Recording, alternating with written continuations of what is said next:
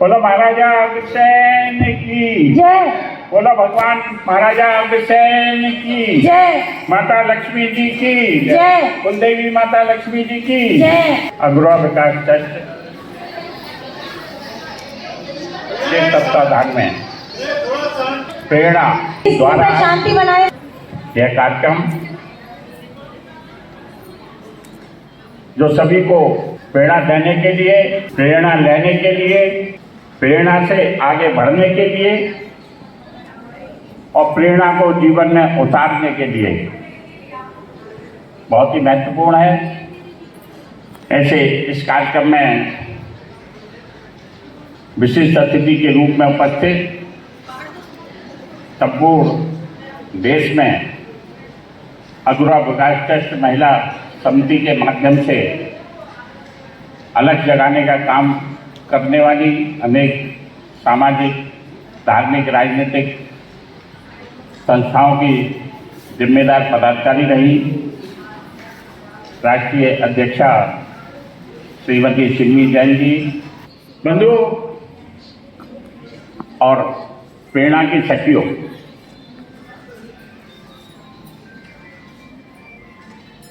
प्रेरणा हम जितने लोग यहाँ पर बैठे हैं, चाहे सखा बैठे हैं चाहे सखी बैठी हैं, अनेक संस्थाओं में काम करने वाले लोग हैं। धार्मिक क्षेत्र में भी काम करते हैं, राजनीतिक क्षेत्र में भी काम करते हैं, सामाजिक क्षेत्र में भी काम करते हैं और विभिन्न रूप में समाज के सहयोग के लिए हमेशा तत्पर रहते हैं। परंतु प्रेरणा मैं समझता हूँ कि उन सबसे अलग है। ये सामाजिक भी है, ये धार्मिक भी है, यह मैं तो कहता हूँ कि समाज की बुनियाद को आगे ले जाने वाली प्रेरणा है। इस प्रेरणा के ने 10 साल पूरे किए हैं। किसी भी संस्था के लिए 1 दशक पूरा करना, बेटा दोस्तों, संस्था के लिए 10 वर्ष या 1 दशक पूरा करना निर्विवाद रूप से और अपने को समर्पित भाव से कार्य करते हुए पूरा करना बहुत बड़ी बात होती है। मैं कहता हूँ कि प्रेरणा ने अपने दशक को पूरा करके इतिहास रचा है। जैसा यहाँ भी जो प्रदर्शित हुआ और जो कहा गया, प्रत्येक वर्ष को जिस रूप में अपनी विरासत बांधते हुए, अपने संस्कारों को अक्षुण्ण रखते हुए समर्पित रूप से हर वर्ष को कभी वो सेवा का वर्ष बनाया, कभी हरित क्रांति का वर्ष बनाया, कभी बेटियों के लिए बनाया, कभी किसी अन्य उद्देश्य को लेकर बनाया, तो वो निश्चित रूप से हमारे अंदर की जो प्रेरणा है, हमारे अंदर की जो जागृति है, हमारे अंदर का जो समर्पण का भाव है, हमारे अंदर का जो, हमारे से मतलब आप सब लोगों के लिए कह रहा हूँ कि आप सब लोगों के अंदर का जो समाज में कुछ कर गुजरने की तमन्ना है, उस प्रेरणा के माध्यम से ये सब हुआ है। और जैसा कि आपने कहा कि ये मंजिल नहीं, ये एक अंत नहीं, अभी वो सब तो अगले सेवा के अगले पड़ाव की शुरुआत है। 10 वर्ष के बाद सेवा के अगले पड़ाव की शुरुआत है। मैं आप सबसे कहना चाहता हूं कि आप सब पर, बेटा बाद में उठा लेना, आप सब पर अभी तक जो जिम्मेदारी आपने निभाई है वो अपने मन से निभाई है। अब मैं समाज का एक व्यक्ति होने के नाते आपसे आग्रह कर रहा हूं कि आप पर, सब पर बहुत बड़ी जिम्मेदारी है। वो जिम्मेदारी समाज के नाते भी है, देश के नाते भी है और आज की जरूरत के नाते भी है, आवश्यकताओं के नाते भी है। आपने अपने को संभाला है, अपने को संभालने का मतलब है आपने अपनी विरासत को, अपने संस्कारों को, अपनी परंपराओं को, अपनी गौरवशाली इतिहास को, चाहे वो महाराजा अग्रसेन जी का इतिहास रहा, चाहे हमारे पूर्वजों का इतिहास रहा, चाहे हमारे परिवार का इतिहास रहा, उसको संभालने का काम किया है, उसको सजाने का काम किया है, उसको संवारने का काम किया है। और उसके कारण आपकी जो अगली पीढ़ी है, वो पीढ़ी अभी आप सबसे जुड़ी हुई है, हम सबसे जुड़ी हुई है। पर जो अगली पीढ़ी है, उस पीढ़ी को कैसे संभाला जाए, ये बहुत बड़ी जिम्मेदारी और बहुत बड़ा क्वेश्चन हमारे सामने है। उसको संभाल कर रखना है। हमको हमारे पूर्वजों ने संभाला है,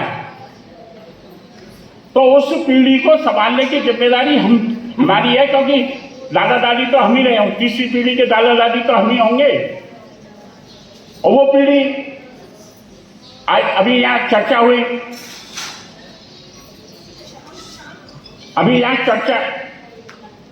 मैं कुछ जो कह रहा हूं वो आप सब लोगों के लिए ही कह रहा हूं। अभी यहाँ चर्चा हुई जैन जी की, एक नया शब्द इजाद हुआ, नया नहीं है, परंपराओं में। परंतु उस जैन जी को किस दिशा में जाना है और किस दिशा में उसको लेकर जाना है, ये जिम्मेदारी हम सबकी है। देश में बैठे हुए प्रधानमंत्री की अकेली जिम्मेदारी नहीं है, प्रदेश के मुख्यमंत्री की अकेली जिम्मेदारी नहीं है। हम उनको कैसे संस्कार मिले, कैसी शिक्षा मिले, किस दिशा में वो आगे बढ़े, वो सब जिम्मेदारी हम सबकी है।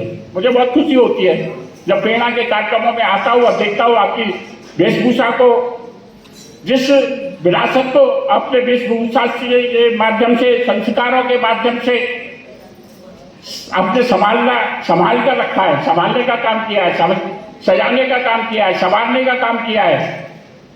वो परंपरा आगे भी बढ़े। उन परंपराओं को अगर हम दैनंदिनी में रोजाना नहीं बढ़ा सकते, तो कम से कम महीने में एक दिन, 3 महीने में एक दिन, 6 महीने में एक दिन, साल भर में एक दिन, या हमारे उत्सव त्योहारों के अवसर पर वो हमारी विरासत, वो हमारी परंपरा परिलक्षित होनी चाहिए, सामूहिकता परिलक्षित होनी चाहिए, पारिवारिकता परिलक्षित होनी चाहिए। आज हम सब उससे विलग हो रहे हैं। और तीसरी पीढ़ी तो किन संस्कारों में जा रही है, जो विदेशों में जिस पाश्चात्य संस्कृति की हम तुलना कर रहे हैं या उसकी नकल कर रहे हैं, वो भी उससे दूर हो रहे हैं। उस संस्कृति को जो पाश्चात्य संस्कृति के लोग जिनको छोड़ रहे हैं, उसको हमारी पीढ़ियां अपनाने की चेष्टा कर रही है। हमें इस पर गंभीरता से सोचना है, एकल रूप में भी सोचना है, पारिवारिक रूप में भी सोचना है, सामाजिक रूप में भी सोचना है, छोटे छोटे ग्रुपों में भी बैठकर इस पर विचार करना है और आगे की भविष्य की नीति बनानी है। अब मैं 2 बात कहना जरूरी समझता हूं। तीसरी पीढ़ी जो हमसे अलग हो रही है, वो एक तरफ तो संस्कारों से अलग हो रही है, दूसरी तरफ हमारी परंपराओं से, विरासत से दूर हो रही है। साथ में हमारा जो जितने भी लोग यहाँ बैठे हैं, उन्होंने, उनके पूर्वजों ने और उनकी जो सेकंड पीढ़ी है, उसने भी बहुत कुछ अपना एम्पायर खड़ा किया है, अपने वैभव को बढ़ाया है, अपने व्यापार को बढ़ाया है, अपने उद्योग को बढ़ाया है। परंतु तीसरी पीढ़ी हम, और उसके कारण हम सब नौकरी देने वाले हैं, और तीसरी पीढ़ी नौकरी की ओर बढ़ रही है। एकल परिवार भी नहीं है, एकल मियां बीवी भी एकल रहना चाहते हैं। नई जो अभी 2-4-5 साल से नई सुखमुखाट शुरू हुई है कि हम तो शादी नहीं करेंगे। पति पत्नी की जिम्मेदारी लेने की क्या जरूरत है, और पत्नी को पत्नी की जिम्मेदारी लेने की क्या जरूरत है, एकल रूप में रहेंगे। ये बीज जो अभी अंकुरित हो रहा है, इसको अभी रोकने की जरूरत है। इस पर अभी से अंकुश लगाने की और सामूहिक रूप से विचार करने की जरूरत है। हमने और हमारे पूर्वजों ने जो विरासत खड़ी की है, उस विरासत को कल कौन संभालेगा? ये बहुत बड़ा प्रश्न चिन्ह हम सबके सामने है। मैं पेड़ा की सभी सखियों से और सभी सखाओं से निवेदन करता हूं कि सजात ये समाज की आवश्यकता है, समाज की पीड़ा है और ये हमारे गौरवशाली इतिहास की परंपरा की अक्षुण्ण नींव है। इसको संभालने का काम भी पेड़ा के माध्यम से हो और ये पेड़ा केवल मथुरा तक सीमित ना रहे, ये उत्तर प्रदेश और पूरे देश में पेड़ा बने। इसी पेड़ा के साथ मैं पेड़ा लेकर जो कुछ आया और पेड़ा लेकर जो कुछ जा रहा हूँ, उसके साथ मैं सभी को इस बहुत ही अच्छे सुंदर कार्यक्रम की, इनके सभी आयोजकों के, इनके सभी सहयोगियों की और के प्रति हृदय से आभार प्रकट करता हूँ। अपनी ओर से भी आभार प्रकट करता हूँ, पूरे देश के अपने वो केवल अग्रवाल समाज नहीं, संपूर्ण वैश्य समाज की ओर से भी। और मैं कहता हूँ कि केंद्र के हमारे मुखिया प्रधानमंत्री श्री नरेंद्र मोदी जी की तरफ से भी और मुख्यमंत्री योगी आदित्यनाथ जी की तरफ से भी आप सबका आभार प्रकट करता हूँ। इस विरासत को संभाल कर रखिए, इस विरासत को